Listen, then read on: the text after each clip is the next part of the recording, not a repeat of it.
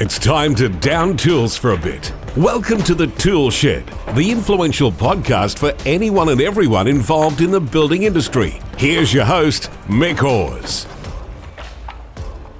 Hey there, before we kick off, I want to share a really important thought. 71% of you who watch this channel frequently don't subscribe. So if you've enjoyed any video you've ever watched, can you do me a favor and hit the subscribe button? It helps the channel more than you think, and the bigger the channel gets, the bigger the guests get. So let's go. Hey folks, welcome to another episode of The Tool Shed. This is the second take of this episode of The Tool Shed because I've already done the introduction once. Went to introduce our guest, Michael Stewart from Peak Synergy Mentoring. Went over to the two-shot view, and it's me and a brick wall. He wasn't there because I'd forgotten to set it up correctly, but I've done it now. So we'll be right. Before we get started, I want to remind you about taking the Builder Scorecard. There's a link in the description. Takes about 90 seconds. Answer about 12 questions. And based on those answers, you'll get a score on how well you're doing in the 4 critical areas of a successful business. And by doing that, based on the score you get in each of those different areas, you'll get some suggestions through your email as to what you can do to improve those scores. So it's a very simple and quick way of being able to make some gains, some significant gains in the improvement of how your business runs as far as how you manage your finances, the free time that you get, profitability, all those sorts of cool things. And just in a few minutes, you'll be able to get some direct information that's going to impact the areas that you need to focus on the most to give you a quick gain in the shortest amount of time. So jump in and do that. This time, I'm going to be speaking to Michael Stewart. There he is. You can see him now, whereas he was just a brick wall before. But now he's here. I said, "Where are you, Melbourne?" He said, "No." He's nowhere near Melbourne. He's up in the north of Queensland where they've just had 3 meters of rain. Welcome to the Tool Shed podcast. Are you dry? We're dry at the moment, and thank you very much for having me. We've got rid of it. There's actually sunshine. We've found it again. The clouds have parted, and we're back out mowing the grass 2 times a week. Oh, yeah, I reckon. There's plenty of water, and it gives you the opportunity to mow your grass and indulge in personal therapy of correct thinking about nothing other than, geez, I wish I didn't have to mow this grass. Yeah. So what we're here to talk about is leadership and communication and all of the cool things that Peak Synergy Mentoring, your business, are specialists in. And from what I gather, you kind of work more in the mining and construction industry, which is cool. The majority of people that listen to this podcast are probably more in the residential building side of things, but principles are principles as far as I've been made aware in the last 35 years of doing this. Like, bad leadership is bad leadership no matter where you apply it. Good leadership is good leadership wherever you apply it. So first thing I want to find out is how the hell you got here. Like, what was going on in your life that caused you to think, I need to get into understanding these important areas of leadership in business, etc. And you're that passionate about it, I guess, that you built a business around it. I love hearing what was the motivation and the steps that got you there. Hey, I hope you're enjoying the podcast. We're always trying to bring you information that's going to make your life as a builder much easier. So give us a thumbs up and make sure you hit the subscribe button so you don't miss the next episode. Look, I guess I was pretty fortunate. I did start in residential construction, moved through commercial construction after I finished my trade, and then into the mining and industrial construction side of things there. And I really got to go through those different stages of construction, but not only that, I got to be part of a different generation change whereby we've got the baby boomers that are moving on now. They're into the major roles or they're retiring now. And through that process there, I sort of seen a big change of how we used to upskill our people. Back in the day, we used to go and get a job at the pub nearly, Friday afternoon, and then Friday, you start Monday, have your boots on, be there and don't be late or don't come at all sort of thing. So I really seen a change how we mentored our people, where you'd come onto site, you'd be under someone's wing. Yeah, you'd get a kick up the butt when you didn't do it right, sort of thing, but you were mentored and there was time put into you. These days, we don't see that as much. We're very corporate driven, KPI driven, and those sort of things there. So what I've noticed through that space and moving up through the ranks myself is that we try to tick the boxes of KPI all the time. We step up engineers into the leadership roles. We step up people for their technical skills, but they don't always have the people management skills. And that's where I see a lot of people fail when they do get into those roles there, that they know how to go and pick up their tool bag, per se, their nail gun, and walk out there and do the job. But tomorrow, when you're standing in front of everyone giving directions and you're trying to get your crew productive, happy, building a good culture, that's the next level that people don't get trained to do. Yeah. One of the this is just a sentence on part of your website that the end of the sentence is leadership by example. And I'd love your thoughts on that, because my experience is and my observations are that many people who believe they are a leader in an organisation, and they may own the organisation, so they by default think that they are the leader, and technically they should be as well. But leadership isn't telling. Like it's not you go there and do that and all of that sort of stuff. That's traffic police. Tell me about how important leadership is. Well, learning to lead yourself, I guess. So your example communicates very, very powerfully the culture that's expected and basically what is expected and tolerated. What do you think about that? I guess, yeah, 100%. Leadership's not a title whatsoever. It's how you carry yourself, how you treat other people, and those sort of facts there. What I try to teach people is leadership styles, because we'll have some people that will come into it and they're in a management or a supervisor's role sort of thing, and then they've got someone, if they've got one track leadership style and they're talking to someone that's got 20 years experience, that person could understand that as if they're micromanaging them. Whereas if someone comes in and they're pretty green to the game and they're talking to them the same way and leading them the same way, they'll go, good, they're mentoring me and they're helping me that sort of way. So to me, leadership is around understanding your people, your team, and being able to tailor how you deliver information to each individual's learning styles, and actually going first. If something goes wrong, you absorb that blame and ask yourself, what could I have done better there? And when there's praise, I always say, push that onto your crew and give your crew praise and thank yous. That stuff is completely free, builds trust, respect, and above all else, it creates a really good culture. Yeah. Just circling back round to question one,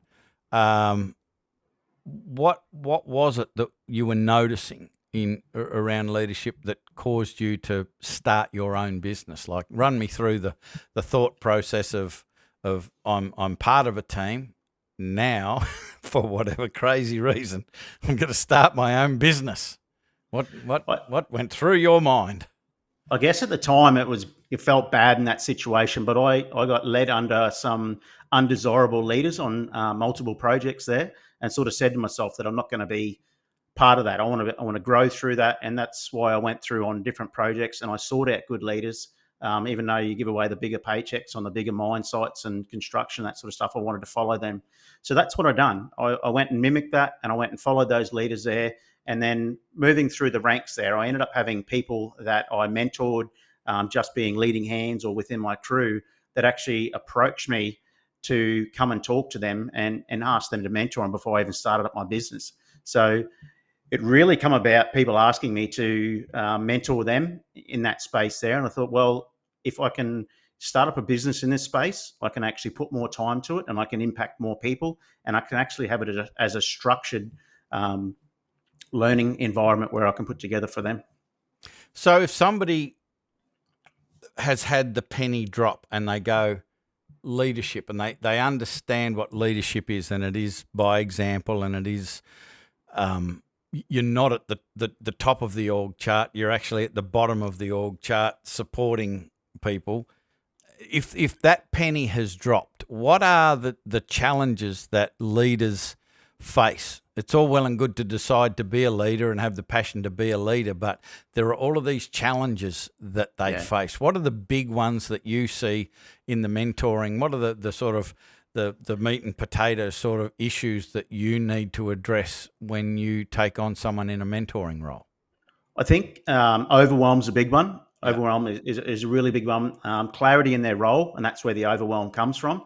And then just burnout because they don't have clarity in their role. They've always got people around them that are thinking that their time's more valuable to themselves than it is to yourself. So you're constantly running around doing everyone else's role for them, keeping the job site going as such. Because these days when we do pre-starts or onboarding onto projects, the bigger ones that I'm used to in the industrial phase is everything is go and see your supervisor, go and see your supervisor, go and see your supervisor sort of thing.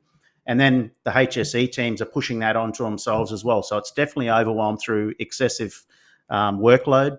There's clarity in not knowing where their role starts and ends because they don't know all.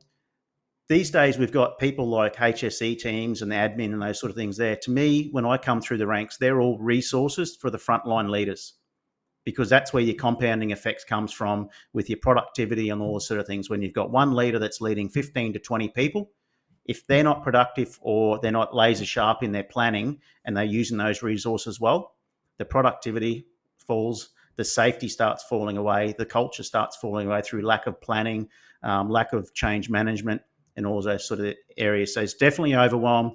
It's definitely clarity in their role that they're missing and not knowing where it starts and ends, and then not having the strength, if you will, in that role and the knowledge around it to stand up to those people.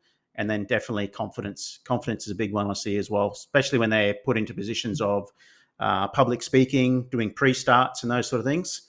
We've got someone, like I said, that are on the tools. Yesterday they were nailing the house together sort of thing. And then today they're reading a pre-start or they're directing a whole crew. So that confidence there is not something that we build naturally. Yeah. The issue, I want your thoughts on this, because you were talking about, that directive to go see your supervisor, when you run up against a problem, go see your supervisor. And I often run into this, with the builders that I'm working with, that they'll say, I just get asked these same dumb questions over and over quite often by the same person. And you can tell by the way that they're explaining it to me is they're kind of blaming the other person for always asking the question, and they, instead of remembering what the answer was last time, they ask the question again. And I guess there's a lot of reasons behind that, such as confidence and what have you. But my suspicion is that the people keep asking the questions because it's probably the path of least resistance. And the leader is also like the shortest distance between 2 points is a straight line to get from A to B. So if you come and say, Mick, where's this, where's that, or how do I do that? You're busy. And so the shortest distance between where you are now and the solution is to go, they're over there, mate, da, da, da. And you might even say, I've told you this 20 times, like, Jesus Christ, blah, blah, blah. But you give them the answer. And my suspicion is that they're training their people to be dependent on them, because every time they ask the question, they get the answer. So why would they stop asking the question? Like, how do you mentor your leaders to deal with that? Because you're just making a rod for your back if you keep doing it. Yeah, I guess it's the old saying around give a man a fish or teach him to give a man a fish or teach him how to fish sort of thing in that space there. So I've always liked to have in my crews a leading hand as such. You need someone that you can delegate to, because delegation is obviously giving someone else some accountability. The team sees that there's someone that's accountable as well as yourself in that space, because essentially when I'm mentoring and working with supervisors and leading hands, I want them to be in the mindset then that if they're not in tomorrow because they're sick, the place still needs to run. So if you keep putting everything else back onto yourself and you're the only one that's accountable, the only one that's making decisions, you're only planning a day ahead, you're keeping all that close to your chest and not letting anyone else know about it, you are always going to be an accountable person, and they're always going to be coming to you because, like we said, when they go and say, see your supervisor, they're training everyone that you're the accountable person. If something needs to be done, you're accountable to make it happen. So definitely always around, to me, is building a team of good culture, trust and respect. And then you start bringing people in there that actually want to do stuff for you and help you. And when they're seeing you overwhelmed, or they're seeing you lacking clarity in your role, or they're using their memory as well as yours, or their eyes as well, when they can see a problem that's arising with something that's wrong, they won't just sit back on their lunchbox or their esky sort of thing and just wait for you to come along to make the decision. They'll actually be proactive and be able to go, hey, we found this problem. Here's the solution I think that could work. We just want your direction that it's fine. So to me, it's around building a team that everyone's got accountability on them, and it's not just yourself, but showing them that if they make a decision, you're going to back them to the hill. Right or wrong, you'll back them, because that way then you give people the empowerment that they will start making decisions because you've always got their back. So always give praise to the crew, and always absorb blame is the way I've always sort of held myself in teams there. And then, always back them, right or wrong. And you mentioned clarity, like it's probably not good for the team to see a confused leader. So having clarity is kind of important. Like, you should know where we're going, what we're doing, and all that sort of stuff. You probably should know that, and let's assume that you do. In my mind, it's really important for a leader to exude certainty. Yeah, people. That's what they look for. When there's uncertainty, they look for the most certain person in the room and look for guidance from them. But sometimes certainty can be seen as arrogance. So what are your thoughts there? Like, how do you lead with certainty and just not be an arrogant prick, and everyone ends up hating you? What do you need to do so you come across as certain, but you're not seen as arrogant? Yeah, great question. I think empathy is one big thing about that. Having empathy as a leader used to be seen as weak back in the yesteryears. To me now, empathy is a superpower in that space there. So when I'm mentoring leaders, frontline leaders, I will start working them through a process where they're starting to plan their day. Say tomorrow we're planning it at 10 a.m. today. And that way we're starting to get the plan together. And by the time tomorrow's plans come out sort of thing, or it changes, or we've got a crane turning up, or someone's not going to be available sort of thing, then you've got a plan in place. You're not showing that you're arrogant. You're showing that you're planning and moving forward. And then when you are changing plans or you are directing people, you're not just stopping that conversation there. You're actually giving them the rest of the conversation of why this got to happen and the flow-on effect of how this could affect everything else going on, and the plan and the program if you don't get it done by now sort of thing. And then I always ask the team for input. I liken it to me being the conductor. I carry the sticks and wave the sticks. You play the instruments. So I'll always ask you guys for a bit of input in how we should do it, because everyone's got different skill sets. So I like to leverage everyone's different skill set in that space. A, so that they're doing it in a safe manner that they're used to. B, obviously hoping that they're not going to be complacent if it's a high risk job.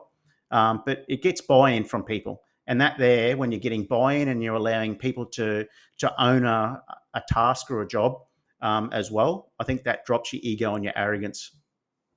Yeah. You also used the word culture a little while ago, and I think that culture often is seen as something that kind of just happens.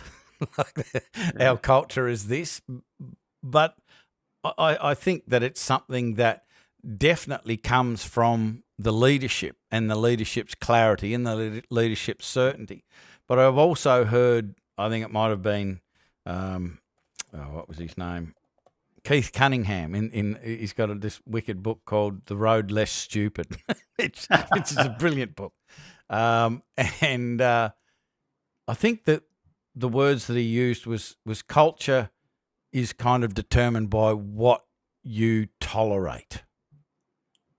What's your experience with building culture, but on purpose, not just letting it happen and then blaming the culture for all the problems? I think my biggest thing is holding myself accountable as well. So as a leader, you need to be holding yourself accountable. And my lowest level is always going to be my team's highest level. So I always make sure that I keep raising my levels, and I keep mentoring my people that you need to keep raising your levels. If your team isn't doing what you want, or the productivity is not there, or the communication or something, you need to lift your level as well, because they're never going to go above you as a leader. So that there is one good thing for culture. Secondly, we've all done the barbecue on a Friday afternoon at site sort of thing, just to get a bit of camaraderie going and that sort of things there. On a lot of jobs, I will go when I'm in a supervisor, superintendent, or construction manager role. I will go and get my managers above me as well, and I will bring them down to site, and we're cooking the barbecue. We're setting it up. We're cooking it. We're cleaning up. The crew is going to go and sit down and enjoy this because they're the ones that have been out in the sun working, doing all the hard work, and we're going to do that. And we're going to clean up, and then we're going to thank the team for their efforts, and then they're going to go back on site. And to me, things like that show them that there's not a big disparity between our titles. We're still all human to human at the end of the day, and that's how I see it. Like, culture is driven by breaking down those titles and barriers and showing that there's discipline, there's respect, and those sort of things there, but there's also ways that we can show that we appreciate what you do without diminishing that authority, I guess, is the best way. Productivity is something that I guess is quite often on the builders or the business owner's mind, and quite often, there's frustration in that space, and that comes out in the conversations. And I noticed one of the headlines on part of your website is enhanced productivity through leadership. Unpack that for me, because it's like, again, what I see quite often is the leader, and I'm using air quotes for the people listening to this when it's an audio only podcast. Yep. So, that they think, telling people what to do and is again the shortest, quickest way of doing it, and that will lead to productivity. But I don't believe it does. I think it takes away the ability for people to start to learn about personal responsibility and decision making themselves and all of the stuff. Like my suspicion is the key that the leadership mindset needs to almost be a coaching mindset, instead of telling people what to do and revving them up and maybe throwing them rewards. And I want to talk about rewards in a little bit as well. If they take on the role of being a coach and go, my responsibility is to try and make that person, and that person a little more successful today, a little more joyous today, a little happier, a little more inspired, more certain, more confident, just those sorts of things, rather than telling them what to do or even giving them better skills. Like the mindset behind those skills surely has to make them more productive. Yeah, I guess communication skills is a big one to start with. As much as you say that we shouldn't just be telling people, when we're building a team and we're bringing everyone on board for the common goal, so that we're doing it as a team. Look at football teams, look at soccer teams, all those sort of things. They've all got to be brought together for a common goal and to be able to celebrate together, that they're all doing that one thing together sort of thing. We're building a house, we need to get it finished by this date. The people are moving in. And all these sort of things there, so that everyone's not just, oh, he's hung that door today, and oh yeah, he's got the kitchen in, so yeah, all good. No, we're putting this all together. So team building's a big thing for me in that space there, and then also change management and strategic planning. That there, to me, is massive. So if you're trying to hit productivity rates, everyone sort of needs to know what you're doing. I've worked with managers previously that keep all the plans and everything to their close to their chest, and they don't like to share it for some reason, as if they wanted to be a surprise, or it just hurts themselves. So I've run teams over Western Australia there where they had a manager there that wasn't sharing everything as they do, and they were falling way behind. Then I stepped in and got asked to take over them, and I just started giving them everything. I said, this is what we're doing tomorrow, this is what we're doing next week, this is and just gave them some ownership of that task. They turned it around within about 4 days, I think it was, and then you could just see the crew was happier. Because a good saying that I like having with teams when I'm talking to them is we don't pay you from the neck down. We pay for all of you.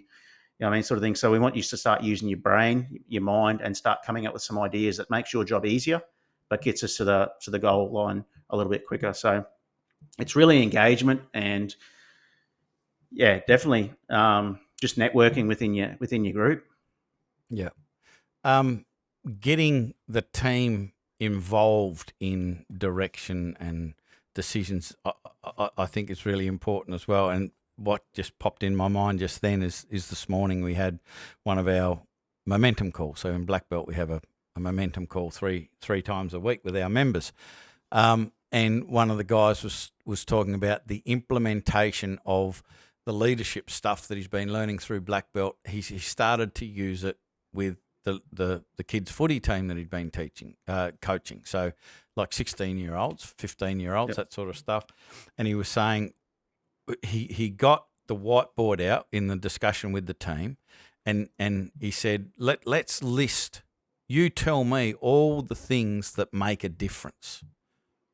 All right. What are the things that make a difference to the success or otherwise of our team? And they listed all of this stuff. And then on the other side of the board, he said, what are the top three? And he got the team to decide what the top three was.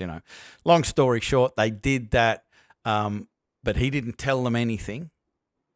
And apparently just after they did it, they played the third best side on the ladder and beat them by 12 goals. So, I mean, it kind of works. It brings people together when they're not being told, when they're being asked. Yeah, the other part, and ownership. Yeah.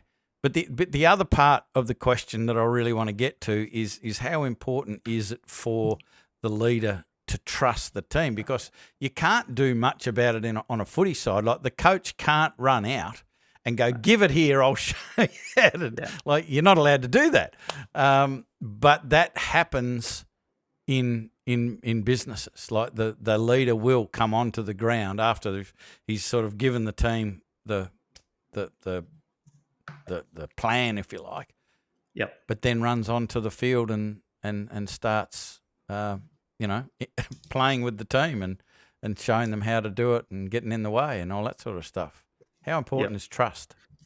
Trust is massive. Trust and respect. I've always maintained that I will always give trust and respect to my crew before I receive it, because leaders go first, once again, sort of thing. So I always believe that, once again, like I said earlier on, you need to back your team to make the right decisions, and you need to still back them if they make the wrong decision and just learn from it. So definitely as a leader, if you're going to empower people to start stepping up and being a leader themselves, and you're not having to lead the whole crew all day, every day, getting burnt out, you need to trust. You need to trust and respect that team there. Otherwise, you're never, ever, ever going to get away from that overwhelm. You're never going to be able to get in your ute. You're never going to be able to take a day off, leave site, those sort of things. You're always going to have to be there managing people. And when people are always managed and you treat them dumb, if you will, that you make all their decisions for them, they will start switching off and waiting for you to make the next decision. Yeah. So somebody listening to this, maybe they're thinking, I need to lift my leadership game, maybe. And maybe that they've identified that they are breaking or violating some of those ideas that we've spoken about, which is cool. Like no problem, no issue there. You the first step to fixing an issue is acknowledging that you're not doing it right. So that there's nothing wrong with that. That's great. But I'd like for you to sort of give us the final word, if you like. Someone who gets it and wants to start becoming a better leader, what is your advice as to where they should start? Is there something that they should read? Is there something that they should consider? Is there an activity that they should do every day? Where would you start them? Somebody who they own the business, but they realise that they've got to move from business owner to leader. Yeah. Where do you think they start? I think the biggest thing, and it can be hard for some people depending on their background and where they've come from. Like some people in business, they're always overwhelmed, they're stressed. Every day is hard. But I think first things first is go and have that simple conversation and ask the team, what can we do better? I think that is the easiest way that you can do it, because once again, exactly like your example through the footy team, is you're starting to get buy-in from your team of what we can do better. Because if you can start putting the fires out that your crew and your people on the floor that are actually getting you productivity done, then you're opening up more conversation. They'll be more honest with you. They'll give you the things that you need to change and implement, and it opens up the doors for yourself to have that same conversation with them to start changing things for yourself. Because there's always things that the staff will never work your business as good as you work it yourself, sort of thing. Yeah. So it's always a struggle in that leadership space there. So yeah, I think asking your crew what you could do better, and opening that door up for free conversation and two-way conversation, not one way, of what can be done in that space. I think that's a strength that a lot of leaders and business owners can build on. It's funny that you mentioned that specific question, because as soon as you said it, I recalled that was exactly the question that our builder asked his footy team. That was the exact question. Yeah, right. Word for word. And that's what they wrote up. What can we do better? And they made the big list.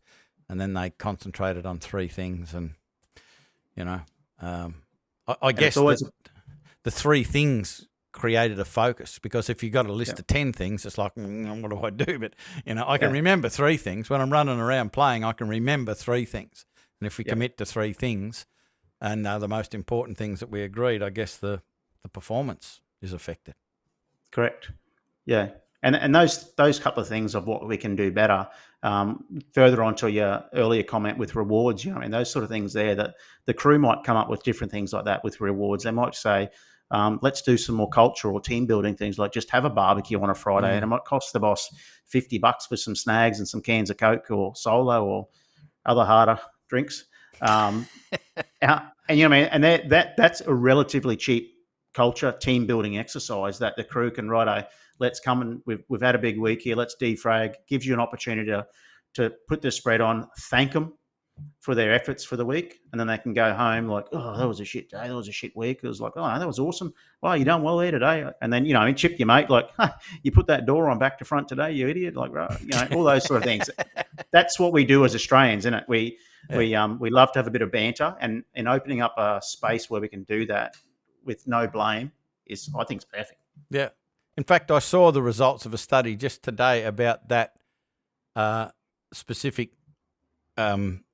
idea, and obviously it was focused in on Australians, but that some research had been done that bagging out your mate in a fun way actually creates loyalty and brings the team together. And if there's nasty criticism and you're an asshole about it, that's one thing. But but taking the piss and having a laugh, if you can read the room, apparently is very good, which is good, because I thought that stuff was disappearing with all the woke bullshit that we have to put up with. And it's like, there's nothing I enjoy better than taking the piss and having a laugh about some politically incorrect stuff. It's good fun. Yeah, we're a backwards bunch, but it definitely works. Yeah, absolutely. Just going back to the reward thing for this final question, how important is reward? First part of the question. Second part is choosing the reward. How important is that? And what springs to mind is some years ago, way before Builder's Business Black Belt, I was working in corporate spaces and working with big organisations. And I just remember this one situation where the manager, he wasn't an owner, it was a big corporation, so this particular department manager was handing out rewards, and his go-to reward was movie tickets. Yep. And it was every time he'd, have some movie tickets, just because he thought he was doing a great thing by rewarding people. And I remember a couple of times some people they didn't tell him, perhaps they should have, but that they'd received movie tickets that were expired, like the movie had stopped showing. And it's like he didn't even look at them. It's like he just had a drawer full of movie tickets and he just doled them out, thinking he was rewarding everybody. So I thought that's not probably all that effective. And talking to the team, it was kind of destructive that like they paid no or felt that there was no value in the reward. He just didn't. It was an automatic robot move, like he didn't care really at all. So my questions are, how important is rewarding the team? How important is choosing what the reward is? Probably a couple of areas in this one here, and I've experienced both of these. So in my time in about 15, 16 years of FIFO all around Australia and a little bit into China, So some of those teams there were on good money. Some of them, in some jobs they're on 2-3K a week they were taking home, and they'd have HSE awards where they were giving out sometimes $1, $2 scratchies, $20, $50 gift vouchers, and that's what myself and the construction manager at the time raised and sort of said, like, is this really relatable to these people? They're on more than that an hour, and you're trying to improve the safety culture or the culture through giving them that reward. Is that insulting? Is it sort of half baked in that space there? So when I went to further projects after that, we sort of canned that and put squashed it out, because to me, it doesn't seem like it's doing anything in that space there. So in that space there, the reward, yes, definitely needs to be very relevant to the people that you're giving it to. But on the other token, I've been on other projects there where they big budget, big mining company in Australia, BHP, and we're giving away $500 vouchers a week, one $5,000 voucher a month, and then one $30,000 prize a quarter. And that could have been a Harley or a boat motor trailer package and those sort of things there. Now, right at the start, those rewards were making a subtle change to it was meant to be a HSE thing, so for your health and safety side of things. So yes, they started to make a little bit of an intent into a better performing, improving crew.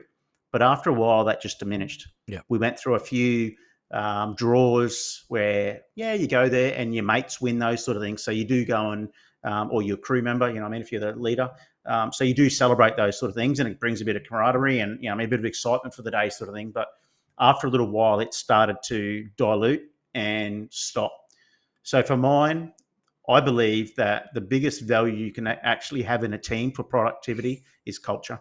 Mm-hmm. I think culture over and above is better than rewards. People will come to work and take a smaller pay packet if they enjoy going to work every day and working in a great culture, I believe. Yep. So definitely needs to be relevant to the people if you want to do it. But on the other token too, I wouldn't give rewards to try to raise culture and those sort of things there. I'd do it on top of if you've already got a good culture. Yeah.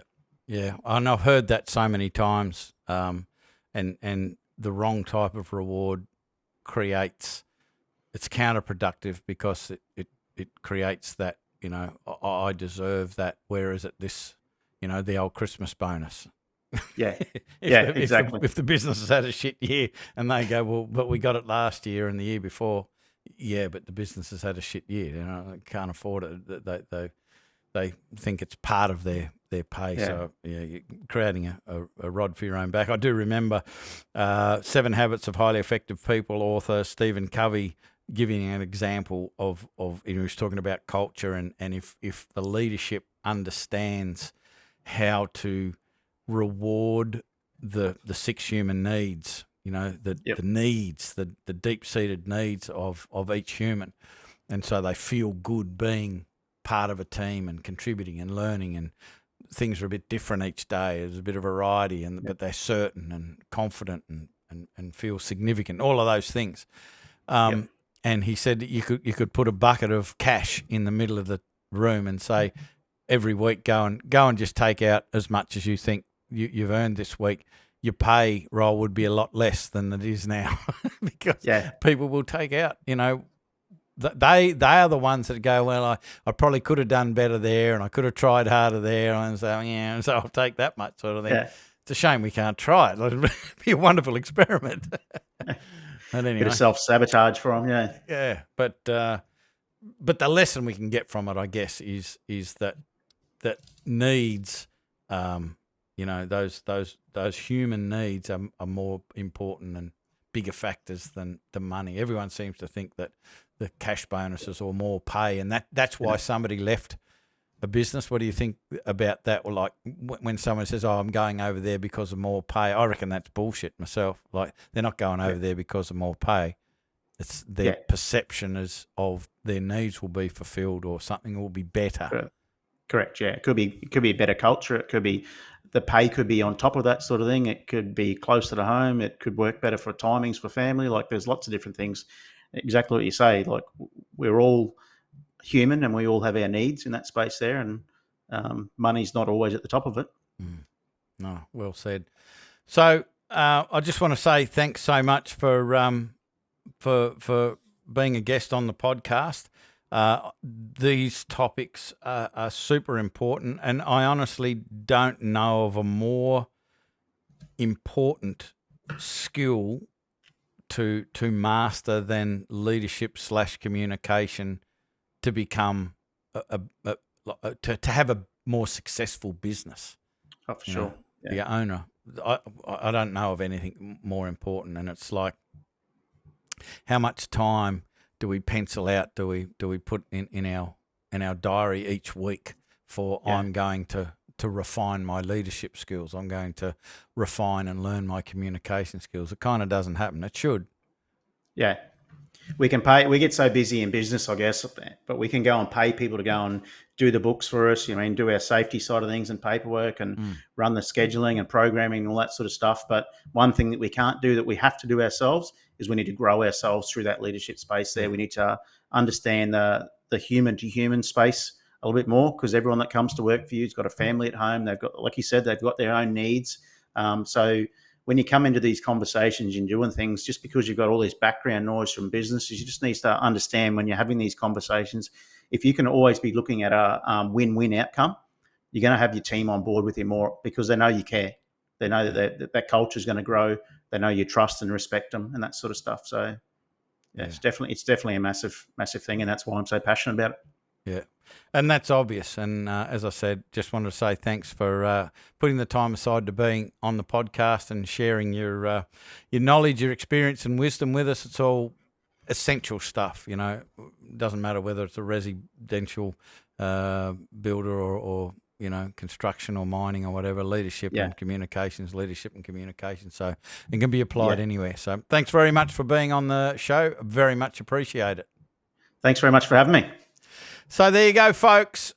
I hope that got your brain box ticking over. What couldn't I do to improve my leadership, my communication? Because, man, it can make a big difference. And so many challenges and issues and problems don't happen in your future because of the decisions and the behavior you exhibit with leadership and communication. You can eliminate so many problems that are very, very common in building businesses if you improve leadership skills, if you improve communication skills, and you block out some time very, very regularly every week to make them better. So obviously, Michael is very passionate and wise in this area. If you want to reach out to him, we've got the website in the description, and it's Peak Synergy Mentoring, but the link will be in the description.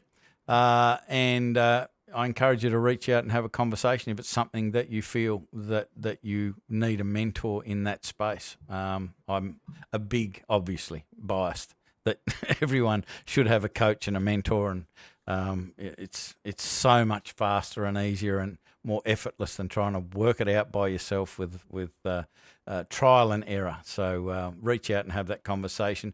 Just a real quick reminder, if you haven't done the Builder Scorecard, as soon as I get off this here podcast, click the link and it'll take you 90 seconds and get some really cool stuff in the inbox almost immediately.